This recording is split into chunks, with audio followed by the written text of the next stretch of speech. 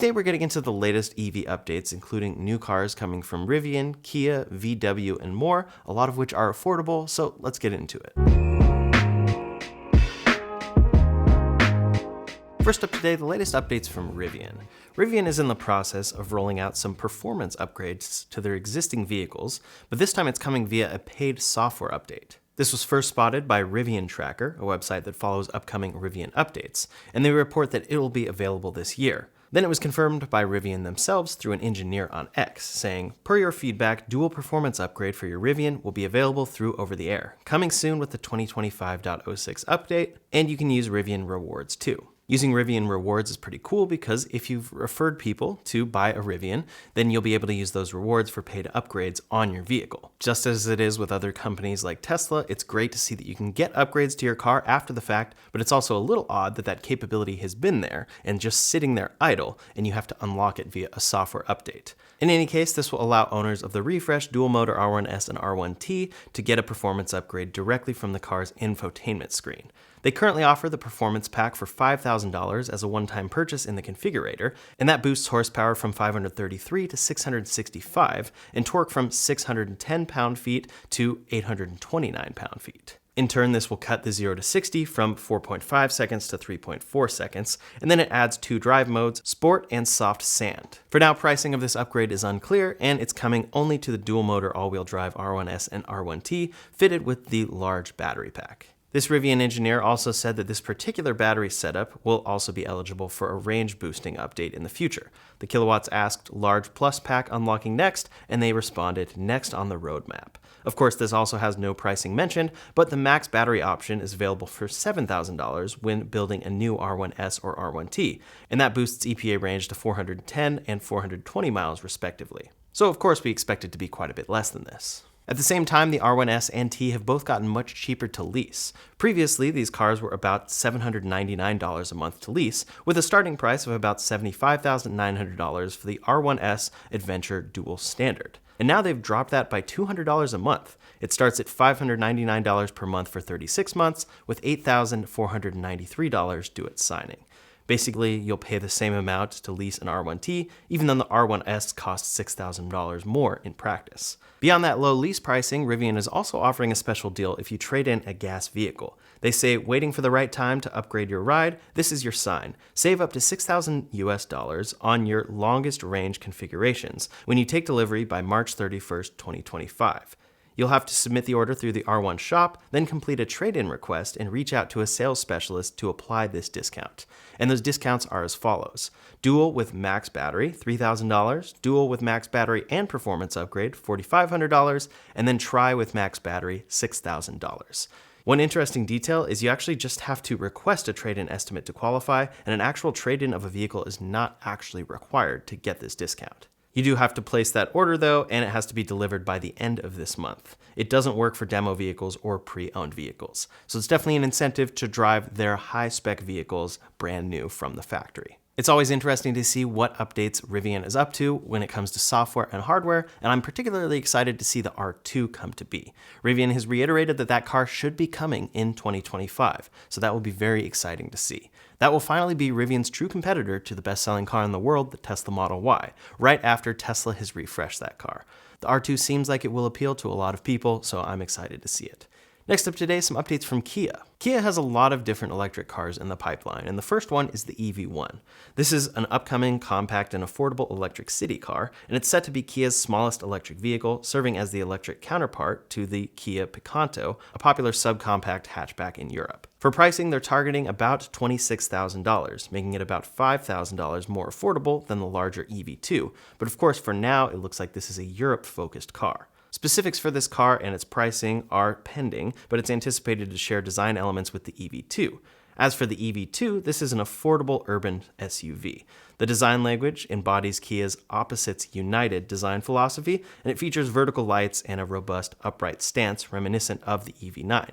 If you want to see my full review of the EV9, that one is linked in the description below. As for pricing and availability of the EV2, this is expected to launch in 2026 with prices starting around 30,000 euros or $31,500, and they're currently targeting markets such as Korea and Europe. For February, Kia actually reported that they had one of their best sales months ever, with 63,303 units sold, which was a 7.2% year-over-year increase. Sales of their electrified models, which do include fully electric vehicles and hybrids, rose by 22%, which set a new February record for them. The top performers here were the EV9 and the EV6. The EV9, of course, is the 3-row electric SUV, and that led their fully electric sales with 1,360 units sold, which was a 3.1% increase from the previous year. Then for the EV6, they recorded 1,275 sold, experiencing a slight 2.6% decline compared to the previous year. As for future cars, Kia has been looking into solid-state technology, but them, along with others, say that they won't be commercially viable before 2030, so they're currently emphasizing the technology that's available and the manufacturing challenges that brings today. Solid-state batteries will be exciting because they promise a lot of longer ranges and faster charging speeds, but of course they're very complex and it takes a lot to get them to mass production. That's why we have not seen one come to market despite many promises. Another Kia vehicle in this lineup though is the EV4. This is a compact electric vehicle available in both a sedan and a hatchback. For performance, it's equipped with 201 horsepower and can do 0 to 62 miles per hour or 0 to 100 kilometers per hour in 7.4 seconds or 7.7 seconds. It will have two different battery packs, but all of the range estimates so far here are in WLTP, which means it's a different testing cycle and not particularly meant for the US immediately. But of course, this one is also designed to be a little bit more affordable, and it is seeing availability sometime in 2026 with specific market availability to be announced. Again, like a lot of these electric cars, we're very excited about them, but as far as when they come to the US, it's either never or quite a bit of time after it launches in other markets. There is a GT version of this car, though, that is specifically looking to take on competitors like the Tesla Model 3 Performance. It may include simulated electronic gear shifting, akin to the Hyundai Ioniq 5N, and spy video suggests that the EV4 GT will have 19-inch wheels and a more aggressive front bumper design, which really emphasizes its sporty character and helps it stand out from the other trims of the EV4. Kia has definitely been pretty open about how new US tariffs will affect what cars they can bring to market here, and they say that they are evaluating the potential establishment of manufacturing facilities in the US to help mitigate the impact of new tariffs, which should come about around April 2nd. Kia and Hyundai do make a lot of very exciting electric cars, so it's very exciting to see what the future may hold here. It does seem like a lot of cars will be coming out from them, like the EV1, 2, 4, and more, but coming to Europe first. So hopefully in time we can see those come to the US, but they are evaluating what is going on with the changing situation and changing political atmosphere here around electric vehicles and what sort of incentives are available or what sort of tariffs may make it so that they have to bring production locally. Local production is great for the United States, but of course it does take time to scale up. Next up today, over at Honda, the Honda Prologue actually saw a pretty big increase in sales over the past couple years. The Honda Prologue has become extremely popular, even though it's actually built on GM's Ultium platform, and technically a lot of the basis of that car is a GM vehicle. Still, people love a Honda and Honda's reliability, so this car is doing well and has gotten even better for 2025. For pricing, that remains unchanged, starting at $47,400 with a $1,450 destination fee, but there have been powertrain enhancements and improved range. For the single-motor front-wheel drive version, it increased to 220 horsepower and 243 pound-feet of torque, and dual-motor all-wheel drive now delivers 300 horsepower. Improved range comes across the board, so starting with the front-wheel drive EX trim, you get up to 308 miles of charge versus the previous 296 miles. Only a 12-mile increase, but it does get it above that 300 mark, which seems to be the breaking point for a lot of people. Then the all-wheel drive EX and Touring trims now deliver 294 miles, up from 281, and the Elite trim has increased to 283, which was previously 273. For charging capabilities, this still offers DC fast charging, but it does remain at 150 kilowatt peak speeds, which is a little disappointing to see. Still, seeing improvements to this car is always great, but I think a lot of people would love to see charging improvements there with faster charging available. Tesla is somewhat standardized 250, but a lot of automakers are pushing beyond that, like Tesla with the Cybertruck and Hyundai with all of their vehicles. Peak charging rate isn't everything, and what really matters is the charging curve overall, but still we'd love to see that improved for the Honda Prologue going forward. Over at VW, the ID.4 has been selling incredibly well throughout the beginning of 2025.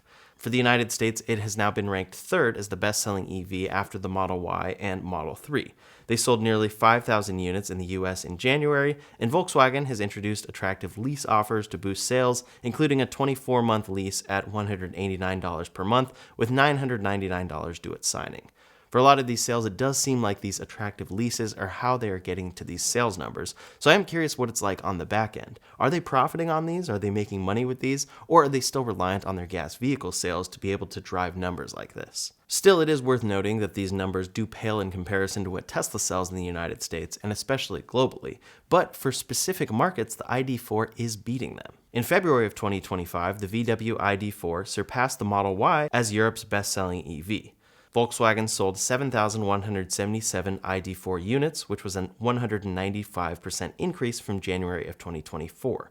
Of course, almost a 200% increase sounds absolutely incredible, but it's a little easier to achieve when you're getting to a number like 7,177. In any case, Tesla sales declined by 44% to 6,115 units during that same period.